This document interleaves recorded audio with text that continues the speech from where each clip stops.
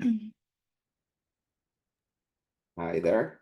I recognize some of you from previous Hotbed or other sessions. My name is Engin. I was born and raised in Istanbul, lived there till I was 17, went to the US for college, was at Yale, did economics and political science, came out into one of the shittiest job markets in the US, 2002.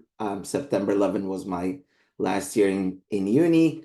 Started working in New York. I figured what's the worst sector I could go into? Aircraft finance was what I decided on. So that was 2002. Started in New York, moved out to London with the same company, then on to Hong Kong and on to Tokyo. I arrived in Tokyo 2004, thinking I was going to stick around for a month, stayed for 17 years.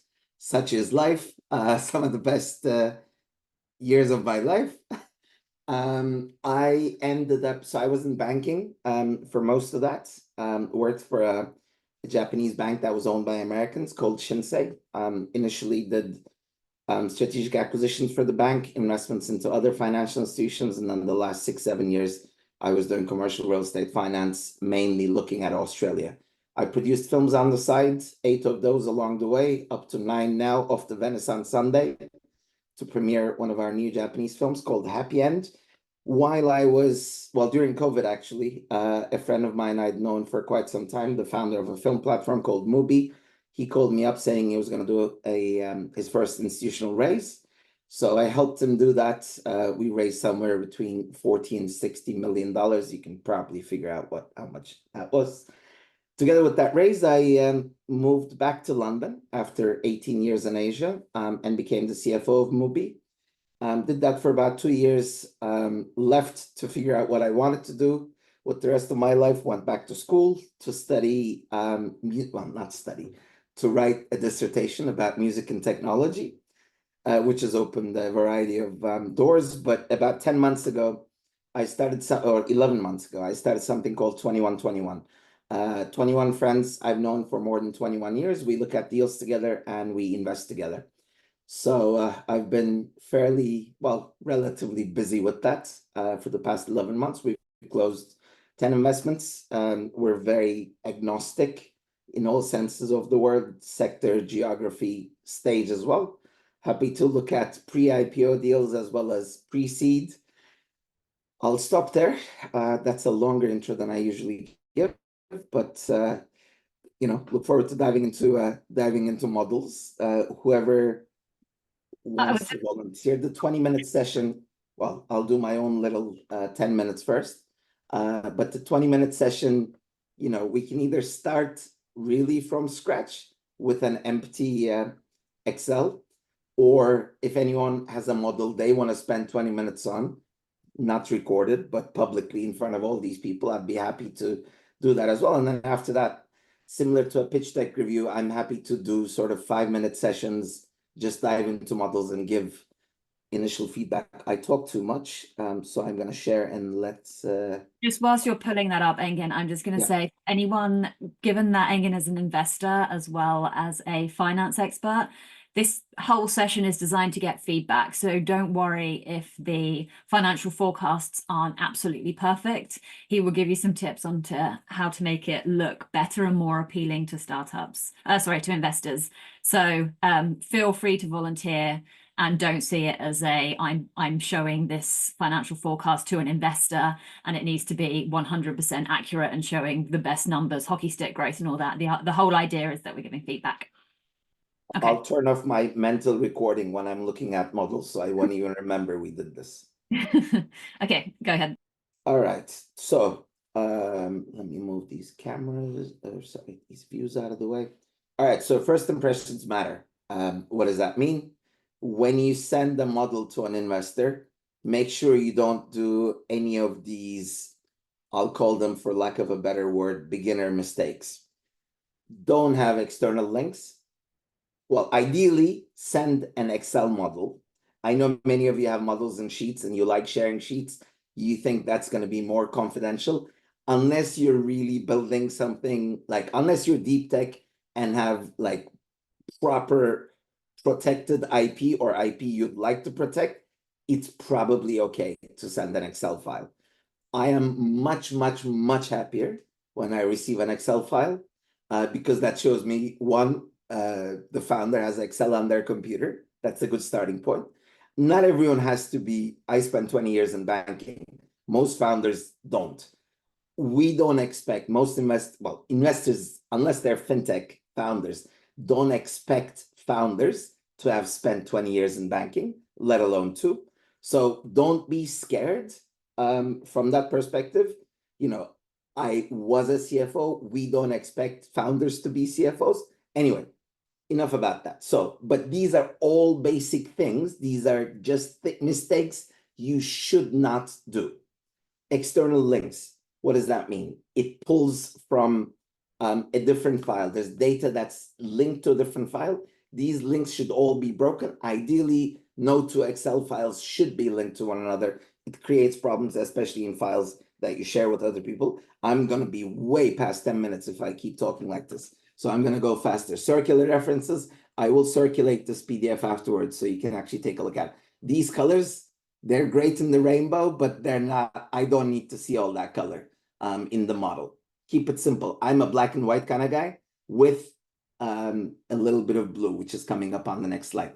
Don't hide or, show stuff, right? Columns, don't hide stuff. If you wanna do a monthly and then an annual, that's 2 sheets. Don't give me 12 columns or 13 columns, hide 12, and then show me 1 column. Refs, absolutely no-go. It's the same as typos in emails or typos in decks.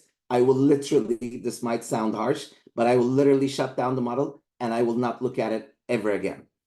Divs, a notch better than refs, but still as bad. Essentially catch all these mistakes before you send it out. You got to do your homework so the investor can do theirs and hopefully do it more efficiently and without hating your model. So reds, I'm not a personal fan. Red means losing money.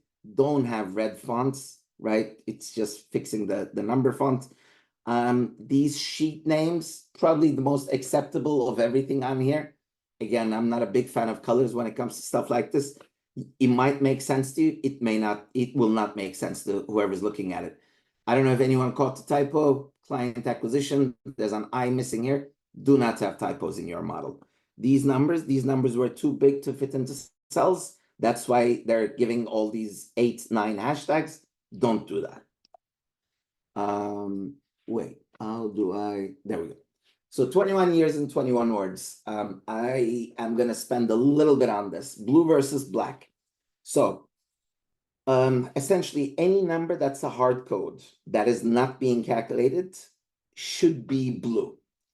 This is a bit of a personal preference, but it also is coming as the model gets bigger. You want to know, and whoever's looking at it wants to know which numbers are being calculated and which numbers are your hard codes. At the end of the day, your ultimate assumptions in the model.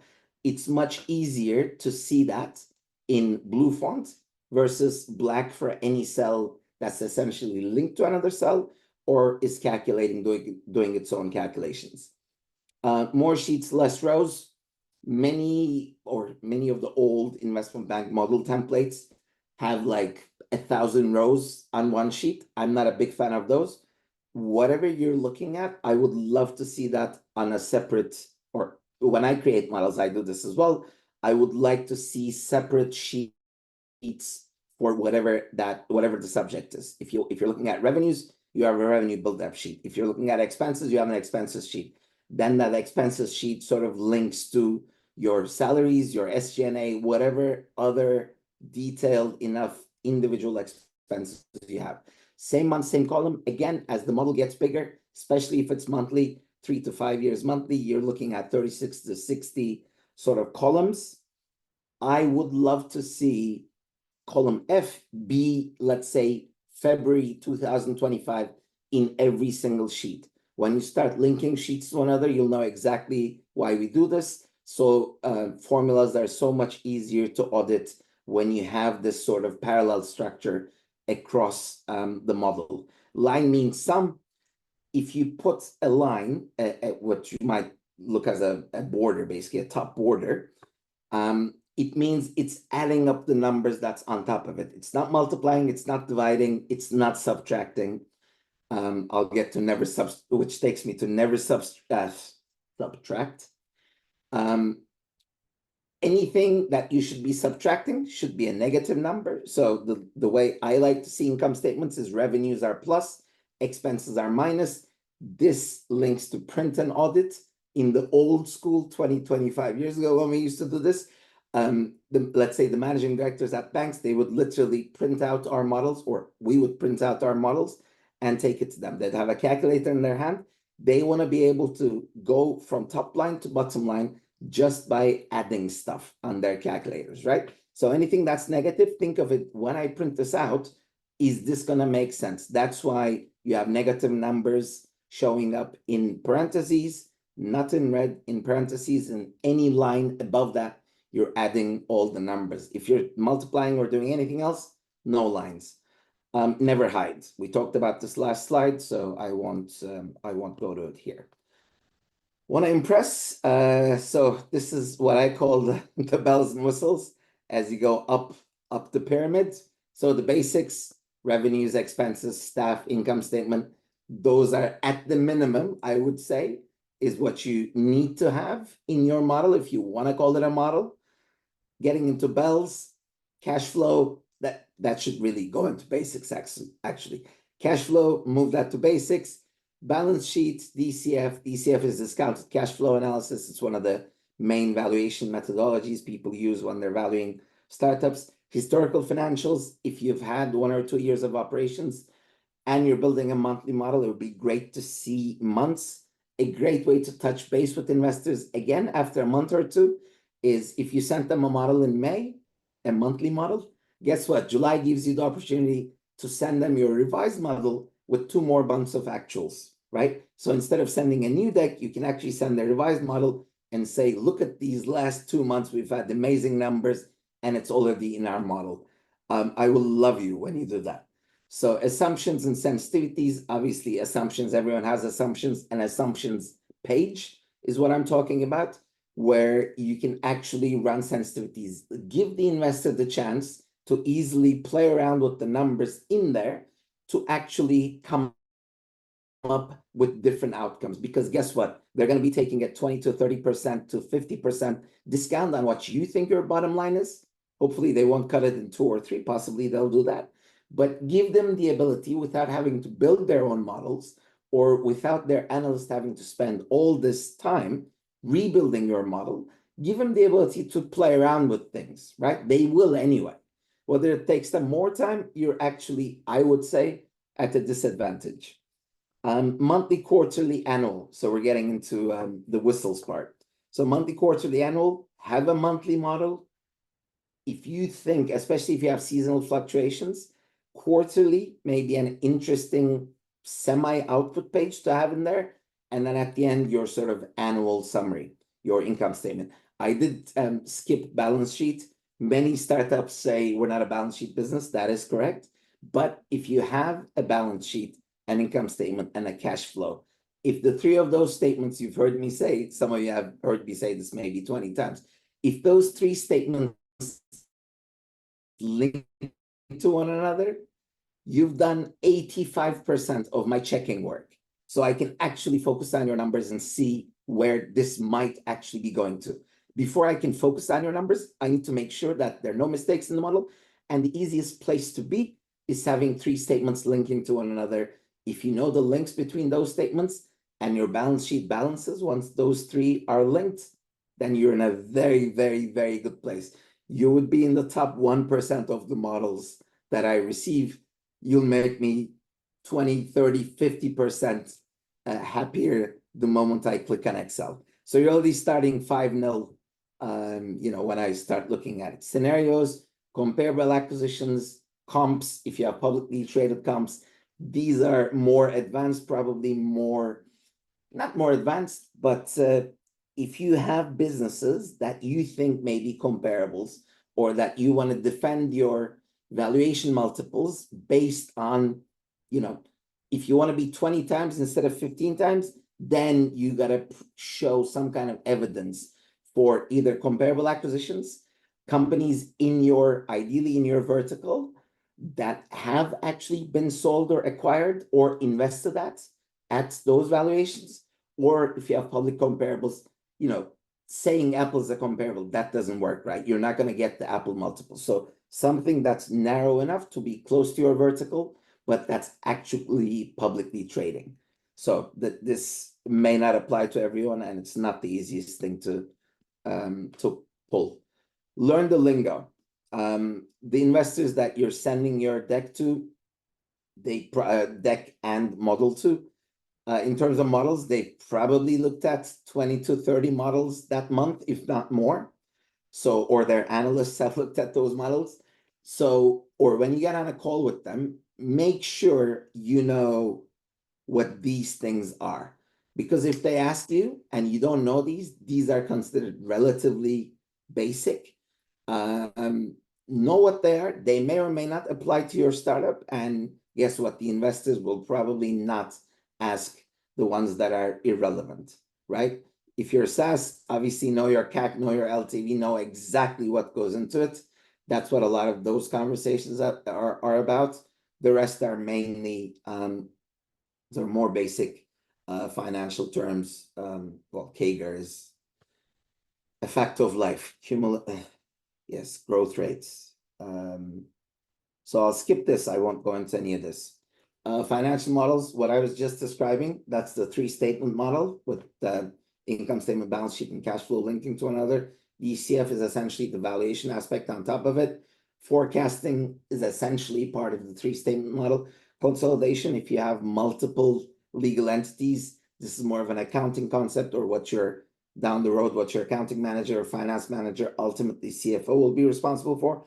Budgeting, again, comes with the territory. You're budgeting and forecasting essentially every step of the way. M&A, probably further down the road as well. IPO, certainly. LBO is leveraged buyout, and options pricing, probably irrelevant for most of you. But there's not just one type of model. There are a lot of different kinds of models. That's what I wanted to get across there. Questions and